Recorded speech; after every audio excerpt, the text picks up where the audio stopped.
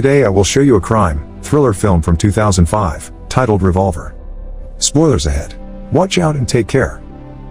After 7 years of confinement, Cockney gambler Jake Green is finally freed from prison. 2 years after his release, he and his brother Billy go to one of the most important casinos in the area with the intention of getting back the money they are owed by the owner, crime boss Dorothy Macha. Ignoring his bodyguard Paul's advice, he allows Jake to join his private game. On the way up, Jake hesitates to take the elevator because of his claustrophobia, but the other bodyguards remind him they must climb 20 floors, so he gives in and takes the elevator while fighting a panic attack. Jake's first bet is on a chip toss against another player at the table, which he loses. But this is on purpose. He's manipulating Macha into a sense of false security, so when he makes the same bet with him, he wins this time. Billy and Jake hurry to leave the casino with their bags full of cash, and on their way out, they're stopped by Zach, who tells them they're in danger and he can help them before giving Jake his card. This time, Jake decides to take the stairs, but before he can even go down one step, he passes out and falls down as the card is revealed to say take the elevator. While Jake is rushed to the hospital, Macha expresses his worries to Paul. Jake must want bigger revenge after 7 years in jail, especially after the incident with his sister-in-law, so Macha orders Paul to hire the best hitman in the business to get rid of him. At the hospital, Jake is told no cause for the blackout could be found at a first glance, so he should go home and rest while waiting for the blood test results. Billy goes to his own house while Jake takes the bodyguards for protection, but all of them are shot as soon as they arrive. The only reason why he manages to dodge is that he finds a card on the floor that says pick this up, so he bends over to do exactly so. He tries to escape in his car, but the driver is shot too. Luckily for him, Zach arrives just in time to save him and take him away. The hitman, Sorter, can't understand how he missed, since he never misses, and theorizes someone must have tipped Jake off. What he tells Macha when he scolds him, however, is that he missed because he had a bad feeling. Meanwhile, Zach takes Jake to meet his partner, Avi, who has somehow put his hands on Jake's medical file. The test results are in. Jake has a rare blood disease that will cause his death within 3 days. The men offer Jake their protection in exchange for 2 conditions, which are not negotiable. He must give them all their money, and do anything they ask for, including answering any questions. They give him 3 hours to decide, but Jasky leaves without saying a word because he's convinced they're trying to trick him. The results he gets at the hospital are the same ones, but Jaskier once again thinks the lab must have been paid by Zach and Avi, so he gets a second opinion from his private doctor, who also gives him the same prognosis. After threatening him with his gun to make sure he isn't also being paid, Jake admits he has no choice and, after taking money from the bank, goes back to accept the men's deal. As they go out for a ride, Avi explains they're loan sharks, and it'll be Jake's money that they'll be loaning. After visiting their first client to drop the money, Avi demands Jake to tell him all about his history with Macha. Macha used to have 3 very stupid men working for him called the Three Eddies. They lost their card man before a big game and knew Jake was a good player, so they called him to replace him. Jake wanted to refuse, but they threatened Billy's family, so he had to accept to protect them. During the game, however, the other men on the table began insulting Jake and his mother. Jake wouldn't accept that, so he started a gunfight. The power went off, the money disappeared, and the next thing he knew, someone dropped his name and Jake was being questioned by the police. To keep him from talking, they threatened his niece and accidentally killed his sister-in-law when she tried to protect her daughter.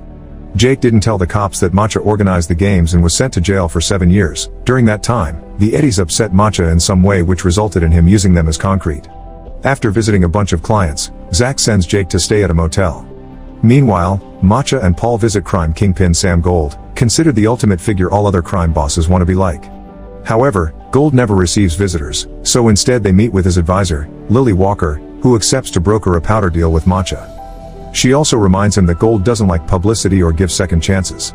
Sometime later, Jake gives Zach and Avi more money before he's asked about his time in jail while playing chess with Avi. Jake had been given 2 options, 14 years of normal time or 7 years of solitary, so he chose solitary. His cell was between 2 men's, a chess master and a con man, that had been there for a long time, and while they never talked to each other, they knew everything about each other. During the first 5 years of Jake's sentence, the 3 of them would communicate by sending messages written on the library books, and that was how Jake learned their formula to win any game in the world. The 2 men were planning a prison break and promised to take Jake with them, but when they finally left, they disappeared without a word and left Jake behind. When he was released 2 years later, he found out those 2 men had taken all his money and only left behind a note that said you can only get smarter by playing a smarter opponent, so Jaker started using the formula to make himself rich at various casinos. As the days pass, Jake continues working by visiting various clients and giving away his own money. He's also supposed to threaten them if they don't pay, but he can't bring himself to hurt innocent, desperate people. Meanwhile, Avi and Zach are chaining the side of a wall to a truck so when they pull, They break said wall and steal the safe on the other side. This safe has the powder Matcha had promised Lily, so when he finds out he's been robbed, he sends Paul to solve this no matter what it takes. Paul goes to see their rival, Triad Kingpin Lord John, who accepts to provide them with the powder on such short notice but only for an overinflated price. Jake, Zach, Avi, and their team go to the hotel where the exchange will happen. They sneak into a room next to the thugs to make a hole in the wall and inject sleeping gas, putting both Matcha's and John's men to sleep. Then they steal the money and the powder, framing it to make it look it was Matcha that robbed John and vice versa. Sometime later, Jake gets a call from Billy, who tells him he's been asking around and has found out that Zach and Avi are so dangerous that not even gold would touch them, so Jake should get out of there. Jake doesn't listen and goes back to work, where he's being expected to shoot a scared client. He refuses and tries to shoot Avi instead, but he realizes the gun is empty right before Avi knocks him out. Jake wakes up hours later in the motel and gets a call from Avi saying he's survived his third day so he should get a checkup. After being visited by his niece and Billy, who leaves him a gun just in case, Jake goes to see his doctor, who confirms the diagnosis had been wrong and Jake is fine. He tries to call Avi and demand answers, but Avi only says he'll have to wait. Meanwhile, Paul has been gathering information, and Jake's name has come up as involved in all the problems his men have been going through, so Matcha orders him to kill him. When Jake returns to the motel, Avi and Zach are waiting for him and warn him that Matcha's thugs are waiting inside the room. Jake runs away and the men go after him, but he manages to lose them, especially when one of the thugs slips and shoots himself by accident. The other criminals find the body and think Jake did it. Jake goes to see Avi and Zach at their office, where they confess they've always known Jake didn't tell them the whole truth about his old deal with the Eddies. Those three clowns had been waiting for Jake when he got out of prison to kill him, since what he did caused them to get fired by Matcha. To save his life, he offered the Eddies a deal. Every month, he would give them 3% of any money they would lend them. The first time, only one Eddie agreed to it. But when they saw he kept his deal, they all wanted to be in, this time for a 4%. In truth, Jake was paying each Eddie with another Eddie's money, so he wasn't losing anything. It came to a point where they didn't have any more money to lend, so they borrowed from Matcha, who quickly became interested in the Eddie's mysterious moneymaker man. After gambling with the formula and making himself rich, Jake chose that moment to take a vacation with his brother and niece, and that was when Matcha killed the Eddies for not paying him back. Speaking of Matcha, he's having dinner at a fancy restaurant when he's visited by his henchmen, that tell him Jake escaped.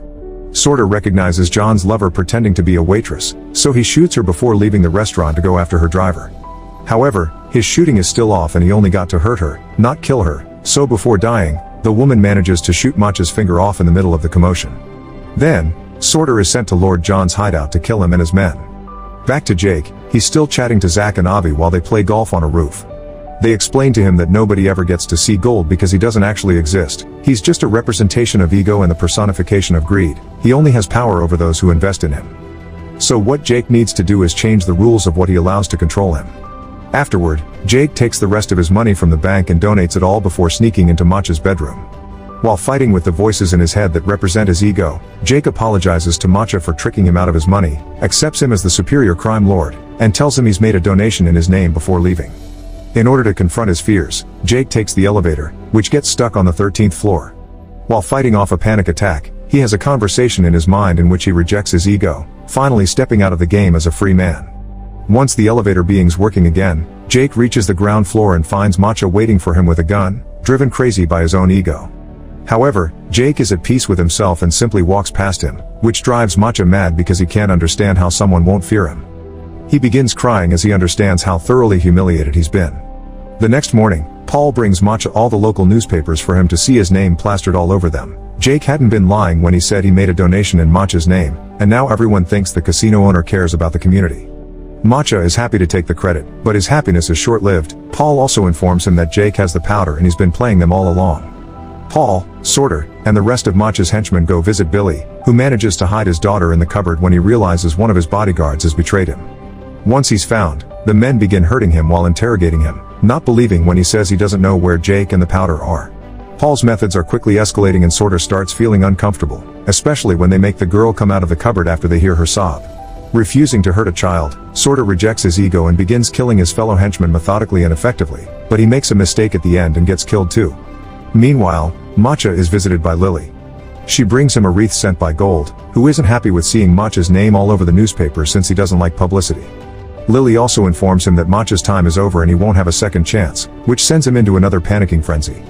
Avi and Zach take Jake and the powder to Macha's casino, where Avi finally beats Jake at a game of chess while confessing the last few details of the story. He and Zach had been the men in the cells next to Jake's, and they always wanted to take him away with them, but he hadn't been ready to accept the truth, implying they have been nothing but merely figments of Jake's imagination.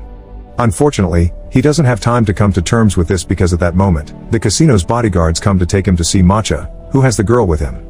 After dropping the bags of powder on the floor, Jake tells his niece everything will be fine, which drives Macha mad because Jake is still showing no fear even when he's pointing his gun at the child.